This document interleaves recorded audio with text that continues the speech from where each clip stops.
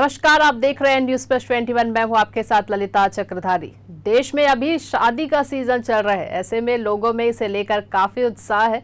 इस बीच बिहार से एक शादी का एक ऐसा मामला सामने आया है जिसकी चर्चा हर जगह हो रही है। दरअसल यहां 36 इंच का दूल्हा और 34 इंच की दुल्हन ने 7 फेरे लिए, जिसे देखने के लिए कई गांव से हजारों लोगों की भीड़ उमड़ पड़ी। लोगों में शादी देखने से अधिक सेल्फी लेने की होड़ लगी हुई थी। ममता और मुन्ना की शादी किसी सेलिब्रिटी से कम नहीं थी, क्योंकि शादी समारोह में दूल्हा दुल्हन की एक झलक पाने के लिए सैकड़ों लोग शामिल हुए थे।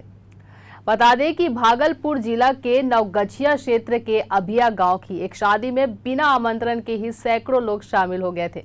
दूल्हा दुल्हन के साथ सेल्फी लेने की लोगों में होड़ दिखी। ये शादी 34 इंच लंबी ममता कुमारी और 36 इंच लंबे मुन्ना भारती की थी। ये शादी आसपास के इलाकों में आकर्षण का केंद्र रहा और बड़ी संख्या में लोग शादी में जुटे। देखें ये वीडियो।